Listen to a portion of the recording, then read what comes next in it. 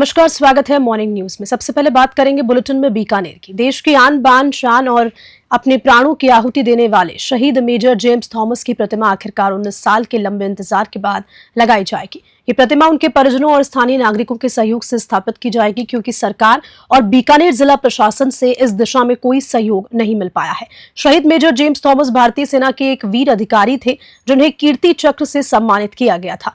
देश की रक्षा करते हुए वे शहीद हो गए, लेकिन उनकी वीरता की गाथा आज भी लोगों के दिलों में जिंदा है। उनके बलिदान को याद रखने के लिए उनका परिवार और स्थानीय नागरिक लंबे समय से प्रयासरत हैं, लेकिन सरकारी उपेक्षा के चलते ये काम अब तक अधूरा था। इस संबंध में एडवोकेट गोवर्धन सिंह ने पत्रकार वार्ता आयोजित कर जानकारी साझा की। उन्होंने कहा कि बीकानेर का ये वीर सपूत देश के लिए शहीद हो गया, लेकिन सरकार और प्रशासन ने उनकी स्मृति को जीवंत बनाए रखने के लिए कोई पहल नहीं की। इतना ही नहीं, शहीद की 88 वर्षीय वृद्ध मां द्वारा प्रशासन और नेताओं को लिखे गए पत्रों का भी कोई जवाब नहीं मिला। बीकानेर से लोकेश भौरा की रिपोर्ट। हमारी प्राथमिकता पर होता और आप में से किसी एक ने कलेक्टर से सवाल पूछा तो सांस निकल जाता अब तक कलेक्टर का। संभागायुक्त हो, कलेक्टर हो, यूआईटी सेक्रेटरी हो, इन सबसे सवाल तो पूछिए कि शहीद का परिवार या जनता केवल 5 मिनट जगह मांग रही, क्यों नहीं दी भाई आपने? तो कलेक्टर कह सकते था मुझे तो साल भर ही हुआ। अरे साल भर लगता नहीं, 5 मिनट लगता है। तो शहीद के मामले में इनका जो टारगेट है वो दूसरा है। शहीद आपकी मेरी प्राथमिकता हो सकती है, जनता की प्राथमिकता हो सकती है, इनकी प्राथमिकता नहीं थी, अन्यथा 19 साल नहीं लगते। 19 वर्षों में क्या क्या कदम? ये सत्य बात है कि मैं तो बीकानेर में नहीं था, लेकिन 19 साल में लगातार रामदयाल जी, एक वकील साहब हैं, मनीष जी, सीताराम जी, ऐसे अनेकों लोगों ने लगातार हर वर्ष कार्यक्रम भी किए, इनको लिखा भी और बहुत सारी चीजें हुई भी है, जैसे स्कूल का नामकरण भी हुआ है और ये सारे काम जारी रहे। लेकिन मूर्ति लगाने की जब बात आई तो प्रशासन क्या है, इतने मोटी चमड़ी के लोग होते हैं, इनके फर्क नहीं पड़ता। इनकी माताजी ने पत्र लिखा कई महीने पहले, इनके फर्क नहीं पड़ा। तो 19 साल से अभियान तो चल रहा है और मेरा ये मानना है कोई भी मूर्ति लगा दे, अब लगा दे नहीं, मेरे कोई भी एक सेकंड, कोई भी नेता मूर्ति लगा दे और मूर्ति लगा करके और क्रेडिट ले ले इस बात का, उनको क्रेडिट दिए, जिनको वोट चाहिए क्रेडिट में ले लो, लेकिन लगाओ तो सही। क्या इन नेताओं से सवाल नहीं बनता जो आप कर सकते हैं? जिन अफसरों से सवाल आप कर सकते हैं, बताइए 19 साल आप क्या कर रहे थे? नहीं, मैं नहीं बात करूँ, किसी की मूर्ति लग जाती है, कीर्ति चक्र से नीचे कीर्ति चक्र का तो मुकाबला ही नहीं है, लोगों को पता ही नहीं है। कीर्ति चक्र, परमवीर चक्र वगैरह ये तो दिए जाते हैं युद्ध काल में, कीर्ति चक्र सर्वोच्च है, आपने बता ही दिया। मूर्ति लग जाती है, चौराहे इसके पीछे लगता है। शहीद कोई छोटा या बड़ा नहीं होता है। शहीद किसी जाति में आप बांध नहीं सकते, धर्म में उसको बांध नहीं सकते। शहीद अगर उस बांधोगे तो फिर कौन व्यक्ति आपकी हमारी रक्षा करने के लिए सीमा पर जाएगा? तो साहब, मैं तो ऐसी जाति का व्यक्ति हूँ जिसके लोग संख्या में कम है, तो फिर मैं क्यों जाऊं आर्मी में? खबर लूणकरणसर से है, जहां कैबिनेट मंत्री सुमित गोदारा के निर्देश पर नशे के खिलाफ एक बार फिर लूणकरणसर पुलिस ने कार्रवाई शुरू की। नशे का काम करने वाले 6 जनों को गिरफ्तार किया गया है। डिप्टी नरेंद्र पूनिया के निर्देश पर थाना अधिकारी गणेश कुमार बिश्नोई के सुपरविजन में कार्रवाई को अंजाम दिया गया।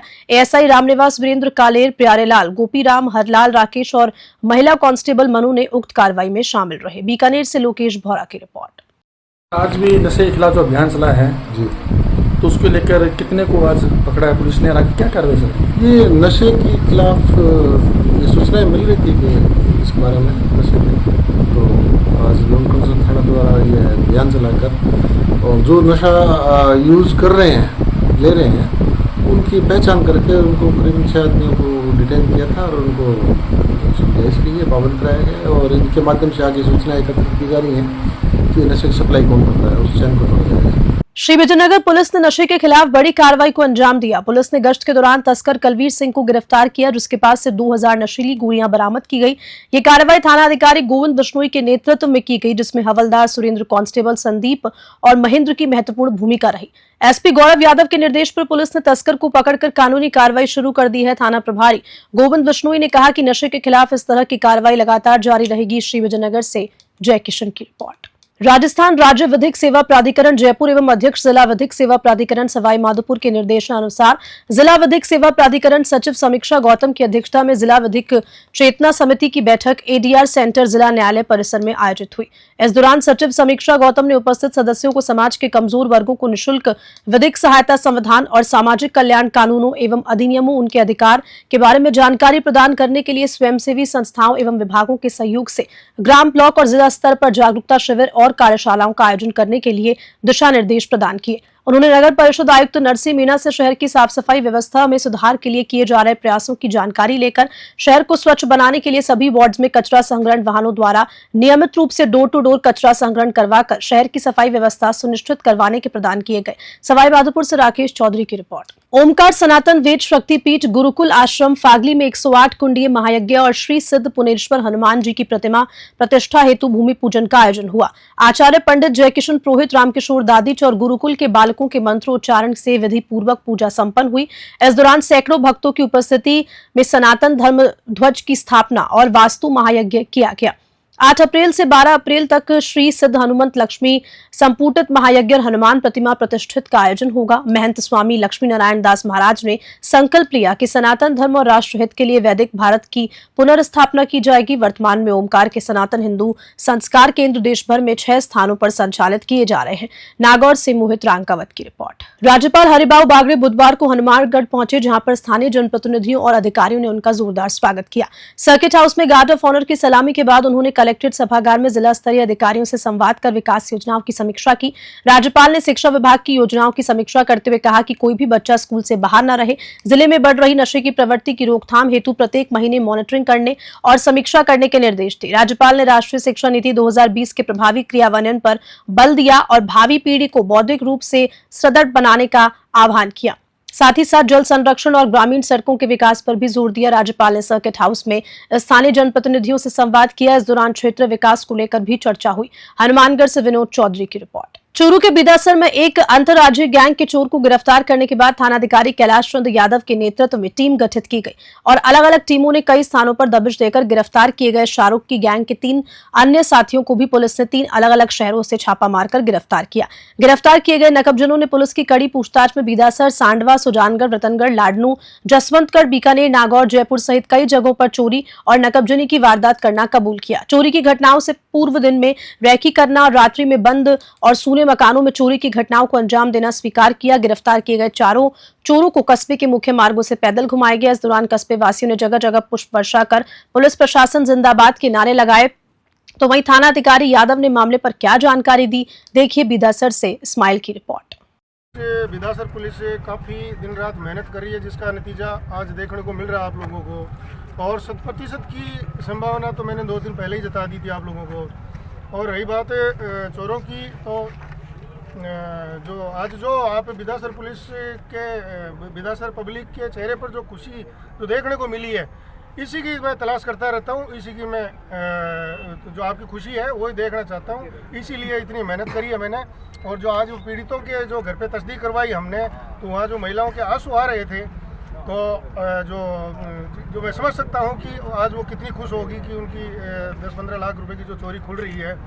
तो मैं आप लोगों की चेहरे पे खुशी देखना चाहता हूँ। इसी के सतत प्रयास मेरे जारी रहेंगे और आगे भी इनसे जो पुरानी जो चोरियां हैं और अन्य थानों की चोरियां हैं वो खुलने की पूरी संभावना है। आमजन को क्या, घरों को कोई भी वारदात होती है तुरंत पुलिस को सूचना देनी चाहिए, पहली बात तो। और दूसरी बात अपने जो व्यापार मंडल से मैंने निवेदन किया था CCTV लगाए, और सतर्कता तो ज़रूरी है, वो अपने अपने तरीक़ों से सतर्कता कर सकते हैं। और तुरंत पुलिस को सूचना देने से बहुत कुछ हमारे को इनपुट मिलता है। तो मैं तो इतना ही कहना चाहता हूँ कि कोई भी वारदात होती है उसकी तुरंत पुलिस को सूचना दे, किसी एविडेंस को छेड़े नहीं, क्योंकि बहुत कुछ चोर वहाँ पर छाप छोड़ के जाता है जो हमारे को बाद में मिलती नहीं है। भरतपुर जिले में जमीन विवाद के चलते गोली का शिकार हुए NSG कमांडो बबलेश कुमार की मौत हो गई। 23 अक्टूबर 2024 को गांव गड़ी जालिम में 4 बीघा जमीन की बाउंड्री को लेकर लखो, राजवीर और सुगढ़ के परिवार से विवाद हुआ था। इसी दौरान आरोपियों ने बबलेश कुमार को कई गोलियां मारी और कुल्हाड़ी से हमला किया। गंभीर रूप से घायल कमांडो का इलाज पहले जयपुर के SMS हॉस्पिटल में चला, जहां संक्रमण फैलने के कारण उनका दायां पैर काटना पड़ा। इसके बाद उन्हें दिल्ली के आर्मी अस्पताल में भर्ती कराया गया, जहां इलाज के दौरान उनकी मृत्यु हो गई। पुलिस ने सभी आरोपियों को गिरफ्तार कर उनके खिलाफ चालान पेश कर दिया है। कमांडो की शहादत से गांव में शोक की लहर है। भरतपुर से विनीत कुमार की रिपोर्ट। 571/24 मुकदमा है, जिसमें 23/10/2024 को कायम हुआ था मुकदमा। इसमें उस समय आरोपी लिखाए थे, 14 आरोपी थे। फिर चार्जशीट पेश हुई, इसमें 5 मुलजिमों के खिलाफ 30/1/25 को CGM कोर्ट में। और ये फौजी का इलाज चल रहा था, दौरान इलाज अभी कल डेथ हो गई इसका। इसका पोस्टमार्टम करा था?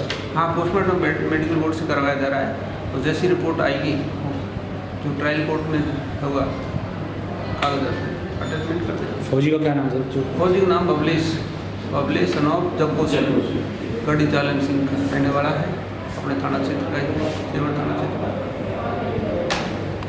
खबर हनुमानगढ़ के खुइया थाना क्षेत्र से है, जहां रास्ता विवाद को लेकर हुए विवाद हत्या के प्रयास के मामले में पुलिस ने 2 आरोपियों को गिरफ्तार किया। आरोपियों की पहचान लीलाधर उर्फ लीलू राम और राजू राम के रूप में हुई। दोनों कानसर के वार्ड 5 के निवासी हैं। कानसर निवासी रामकुमार के खेत में 23 अगस्त 2024 को जबलदीप उर्फ दीपा और उसके साथियों ने जबरदस्ती रास्ता निकालने का प्रयास किया।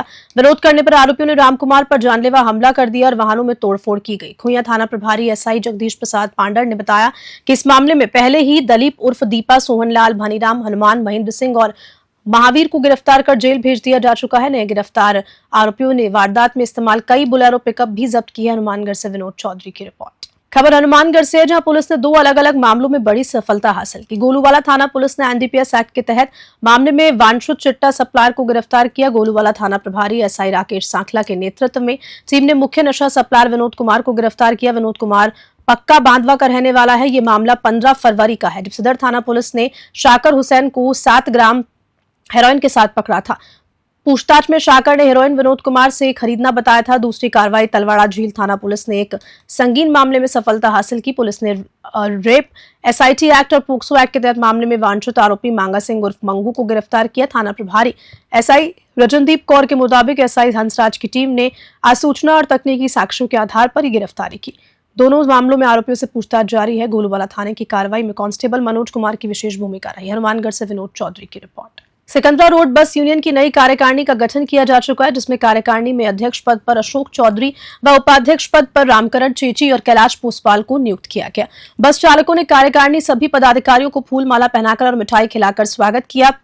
अध्यक्ष अशोक चौधरी ने बस चालकों को विश्वास दिलाया कि वे चालकों के हितों की रक्षा के लिए हमेशा तैयार रहेंगे। बांदीकुई से विशंबर जांगीर की रिपोर्ट। उन्हेल थाना क्षेत्र के बीते दिनों हुए जानलेवा हमले के 2 अभियुक्त गिरफ्तार किए गए। उन्हेल थाना प्रभारी रामकरण कटारिया ने बताया कि कचनारा गांव में किसान भगवान सिंह पिता माधो सिंह निवासी कचनारा में प्रकरण दर्ज कराया गया था। किसान पर हुए प्राणघातक हमले को गंभीरता से लेते हुए एसपी ऋचा तोमर ने गिरफ्तारी के लिए थाना प्रभारी रामकरण कटारिया के नेतृत्व में टीम गठित कर अभियुक्त नाम श्याम सिंह और दशरथ सिंह को गिरफ्तार करने में सफलता हासिल की। गिरफ्तार शुदा अभियुक्तों से अनुसंधान किया जा रहा है तथा शेष मुलजिमों की तलाश जारी है। उन्हेल नागेश्वर से रिपोर्ट। पाली सदर थाना पुलिस ने ऑपरेशन भौकाल के तहत बड़ी कार्रवाई करते हुए 83 कार्टून अवैध शराब जब्त की, जिसकी अनुमानित कीमत 15 लाख रुपए आंकी गई है। पुलिस थाना सदर पाली की टीम ने थानाधिकारी सहदेव चौधरी के नेतृत्व में ट्रक की तलाशी ली, जिसमें गुप्त रूप से बनाए गए बॉक्स में शराब छिपाई गई। ये शराब राजस्थान से गुजरात ले जाई जा रही थी। पुलिस ने ट्रक जब्त कर चालक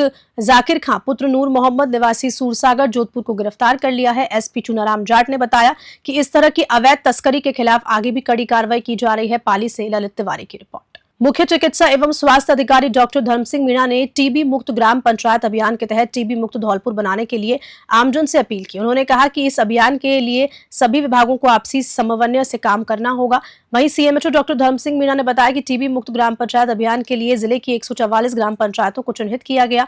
इन ग्राम पंचायत में विशेष जन जागरूकता अभियान चलाकर लोगों को टीबी के बारे में जागरूक किया जा रहा है। उन्होंने कहा कि टीबी मुक्त ग्राम पंचायत अभियान के लिए पंचायती राज, शिक्षा, महिला और बाल विकास विभागों को दी गई है जिम्मेदारी। सभी विभागों को मिलकर काम करना होगा ताकि धौलपुर जिले को टीबी मुक्त बनाया जा सके। धौलपुर से कृष्णकांत की रिपोर्ट। बाघों की अटखेलियां को लेकर विश्व पटल पर अपनी खास पहचान रखने वाला प्रदेश का सबसे बड़ा टाइगर रिजर्व रणथंभौर देश के बेहतरीन टाइगर रिजर्व में शुमार है। रणथंभौर ने एक और कीर्तिमान अपने नाम स्थापित किया है। रणथंभौर टाइगर रिजर्व देश की सबसे घनी टाइगर आबादी वाला टाइगर रिजर्व बन चुका है। रणथंभौर में 1/4 आबादी टाइगर शावकों की है। 1334 वर्ग किलोमीटर क्षेत्र में फैले रणथंभौर टाइगर रिजर्व के केवल 940 वर्ग किलोमीटर क्षेत्र में ही टाइगर विचरण करते हैं। रणथंभौर में केवल 940 वर्ग किलोमीटर में ही टाइगर रहते हैं। फिलहाल रणथंभौर में 23 बाघ, 25 बाधिन और 18 शावक है। रणथंभौर टाइगर रिजर्व प्रथम में कुल 66 बाधिन और शावक है। रणथंभौर में एक बाधिन के हिस्से से महज 14.25 वर्ग किलोमीटर का इलाका ही आता है, जिसके चलते रणथंभौर देश का सबसे घनी टाइगर आबादी वाला टाइगर रिजर्व है, जिसमें करीब 27.27% आबादी शावकों की है। वन्यजीव विशेषज्ञ धर्मेंद्र खांडल का कहना है कि रणथंभौर बाघों के पर्यावरण के लिहाज से देश के सबसे बेहतर टाइगर रिजर्व में शुमार है। देखिए सवाई माधोपुर से राकेश चौधरी की खास रिपोर्ट में डीएफओ भाकर व वन्यजीव विशेषज्ञ खांडल ने मीडिया से क्या कुछ कहा। रणथंभौर में जो बाघों का घनत्व है वो काफ़ी अधिक है, यानी एक छोटे क्षेत्र में अधिक बाघ रहते हैं और बाघ जो है लगभग 10 से 12 स्क्वायर किलोमीटर में ही अपने क्षेत्र को टेरिटरी को समेट करके चलता है, जबकि यही बाघ जो है वो कैला देवी की तरफ जाओ तो वहाँ पर लगभग 400 स्क्वायर किलोमीटर तक एक बाघ जो है अपना क्षेत्र बनाता है। तो इसका कारण है कि बाघों के लिए रणथंभौर में मुफीद खाना है, पर्याप्त भोजन है, पानी है और सुरक्षित वातावरण है। ये कारण है कि रणथंभौर में मुख्यतः बाघ जो है अधिक घनत्व के साथ रहता है। अभी रणथंभौर टाइगर रिजर्व अगर अपन सिर्फ सवाई माधोपुर जो RTR 1 कहलाता है उसके टोटल एरिया की बात करें तो 640 कोर एरिया है और आपका करीब 300 के आसपास बफर का एरिया है। तो टोटल 940 के आसपास आपका टोटल एरिया रहता है, जिसमें आज की डेट में 67 टाइगर्स, अगर हम कब्स को भी इंक्लूड कर लें, सांकों को भी, तो 67 टाइगर्स इस एरिया में घूम रहे हैं। और हमारा प्रयास है कि जो रामगढ़ विजदारी की तरफ जो अपना क्वालजी का एरिया है उधर कॉरिडोर डेवलप करके उस एरिया में भी बेहतर प्रयास किए जाए उनके लिए हैबिटेट मैनेजमेंट में, ताकि इनके नंबर में और संख्या हो और वो रामगढ़ विजदारी तक भी उनका माइग्रेशन होता रहे। और इधर करौली वाली साइड में जो बनास का एरिया है इस एरिया में भी सूटेबल हैबिटेट मैनेजमेंट करके, ताकि एक उनके लिए जो नेचुरल एक है ना कॉरिडोरा काम करे और आराम से इधर से उधर मूवमेंट उनका होता रहे। धौलपुर जिले का सबसे बड़ा ब्लड बैंक इन दिनों ब्लड की कमी से जूझ रहा है, जिसको लेकर अस्पताल प्रशासन की ओर से अपनी आस्तीन चढ़ाओ और एक जीवन बचाओ अभियान चलाकर आमजन को रक्तदान करने को लेकर प्रेरित किया जा रहा है। रक्त की कमी से जूझ रहे ब्लड बैंक में इस समय सिर्फ 40 यूनिट ब्लड शेष बचा है, जिसको लेकर ब्लड बैंक प्रभारी मुकेश शर्मा ने आमजन से रक्तदान करने की अपील करते हुए अधिक से अधिक लोगों से रक्तदान करने का आह्वान किया। इस अभियान से जुड़ते हुए समाज सेवी और वरिष्ठ पत्रकार सतीश दीक्षित ने बीड़ा उठाते हुए सबसे पहले ब्लड बैंक पहुंचकर रक्तदान किया और अधिक से अधिक युवाओं को रक्तदान करने को लेकर प्रेरित कर रहे हैं, क्योंकि रक्त किसी फैक्ट्री में नहीं बनता है। हर जरूरतमंद को रक्त मिल सके, इसलिए हर आमजन को ही रक्तदान करना चाहिए। धौलपुर से संजय कसाना की रिपोर्ट। ब्लड बैंक जिला चिकित्सालय धौलपुर वर्तमान समय में रक्त की कमी से जूझ रहा है और हमारा प्रयास है कि हम एक मरीज को रक्त उपलब्ध करा रहे हैं और कोई भी मरीज ऐसा नहीं है जो बिना रक्त के वजह से रेफर हुआ हो या उसको कोई परेशानी आई, लेकिन फिर भी मैं आमजन से, स्वैच्छिक रक्तदाताओं से एवं स्वयंसेवी संस्थाओं से अपील करता हूँ कि वह अधिक से अधिक संख्या में रक्तदान करें, क्योंकि अभी हमारे पास जो स्टॉक में रक्त की उपलब्धता है वो बहुत न्यूनतम है और प्रत्येक रक्त ग्रुप की उपलब्धता है भी नहीं। इसलिए ए पॉजिटिव, बी पॉजिटिव और AB पॉजिटिव के जो भी स्वैच्छिक रक्तदाता हैं उनसे मैं अपील करता हूँ, निवेदन करता हूँ, आग्रह करता हूँ कि वह ब्लड बैंक जिला चिकित्सालय धौलपुर में आकर रक्तदान करें।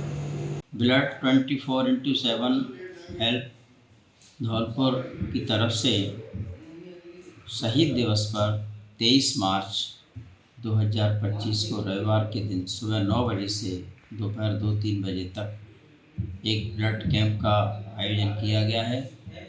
धौलपुर जिला चिकित्सालय के पुराने परिसर में ब्लड बैंक जहां पहले स्थापित था उसी बिल्डिंग में यह कैंप आयोजित किया जा रहा है। मित्रों, आपका दिया हुआ ब्लड किसी ज़रूरतमंद की जान बचा सकता है। वैसे भी जिला चिकित्सालय के ब्लड बैंक में इन दिनों रक्त की कमी है। आप लोगों का यह जो ब्लड बैंक में आकर के और रक्तदान शिविर में सहभागिता होगी, आप रक्तदान करेंगे तो निश्चित रूप से बहुत से ज़रूरतमंद रोगियों का आप सहयोग कर पाएंगे। मेरी आप सबसे अपील है कि आप ब्लड 24x7 के साथ जो है मिलकर के और ये इस आयोजन को सफल बनाएं और अपने देश के लिए मिटने वाले शहीदों की याद में इससे बड़ा मेला कोई हो नहीं सकता और आपका उनके प्रति श्रद्धांजलि और हो नहीं सकती। आप आइए और अपने शहीदों को श्रद्धांजलि दें और रक्तदान शिविर में अपनी सहभागिता निभाएं। जय भारत। और खबर के साथ मॉर्निंग न्यूज में इतना ही। नमस्कार।